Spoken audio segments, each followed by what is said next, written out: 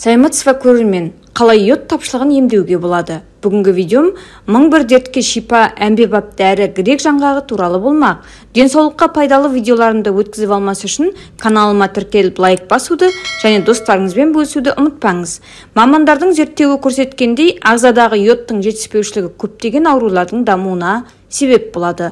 Соның ішінде қалқанша безінің бұзылуы, мастопатия, миома, простата аденомасы, ұмытшақтық, қан қысымының жоғарылауы да бар. Йодтың жетіспеушілігі егде жастағы адамдарда, жүкті және бала емізетін әйелдер арасында, сондай-ақ компьютер мониторының алдында ұзақ уақыт өткізетін кеңсе қызметкерлерінде де жиі кездеседі. Йод тапшылығын байқау аса қиынға соқпайды. Ұйықтар алдында білекке кәдімгі йодқа малынған мақта таңып жатыңыз. Егер таңертең қолыңызда йод сіңіп кетіп, ізін табу қиын болса, немесе мүлдем таба алмасаңыз, нәтиже айқын. Ағзаңызда йод тапшы дегенді білдіреді. Бұл жағдайда грек жаңғағы таптырмас құрал. Сізге жаңғақ қабығының ішіндегі қабыршағы қажет. Эмальданған кастрюльге жарты кесе жаңғақ қабыршағын салып, үстіне 2 кесе салқын су құйыңыз да қайнатыңыз. Отты басып, 10 минуттай бетін жауып қалдырыңыз деп жазады Ауырмаңыз газеті. Суыған қайнатпаны түсі қою демделген қара шайға ұқсайды. Күніне 3 рет тамақ алдында 1 жұтымнан ішіңіз. Бұл қайнатпамен емдеу курсы 1 аптадан 4 аптаға дейін созылады. Емдеу ұзақтығын теріге йод сіңуін тоқтатқанға дейін өзіңіз белгілейсіз. Нәтижесінде жалпы жағдайыңыздың жақсарғанын, психикалық тепе-теңдікке қол жеткізіп, метаболизмнің қалпына келгенін байқайсыз. Жаңғақ қабыршақтары конъюнктивитті де сәтті емдейді.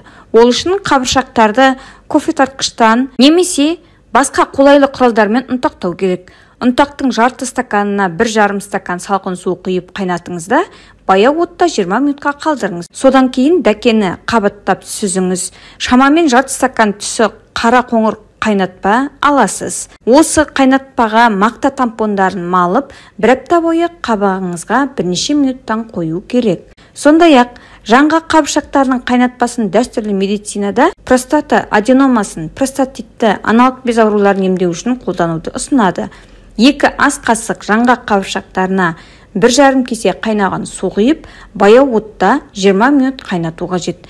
1 сағаттай тұндырып алыңыз. Бұл қайнатпаны күніне 3 рет қабылдайды.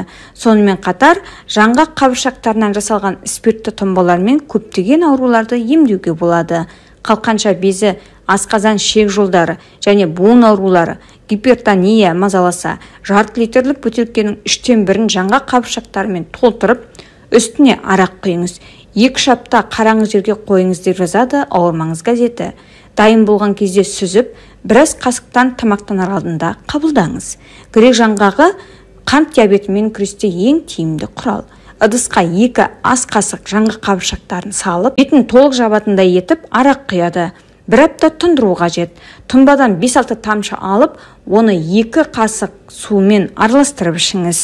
Емдеу курсы 3 аптадан 3 айға дейін созылуы мүмкін. Қандағы қант деңгейін талдау емнің тиімділігін бақылауға мүмкіндік береді. Грек жаңғағының спиртті тұнбаларымен ысқылау арқылы радикулитті, буын ауруларын бәсеңдетуге болады. Дәстүрлі медицина есте сақтау қабілетін жақсарту, бас ауруынан арылу, жатыр фибромиомасы мен мастопатия, жүйке жүйесі аурулары, ұйқысыздық пен ұзақ уақытқа созылған асқазан ауруларында жаңғақ қабыршақтарының тұнбасын ішуді ұсынады. Бүгінгі видеом осындай. Видеоны лайк басып пікір жазуды және достарыңызбен бөлісуді ұмытпаңыз. Денсаулығыңыз, байлығыңызды күтіңіз. Дертке шипа болсын. Келесі кездескенше сау болыңыз.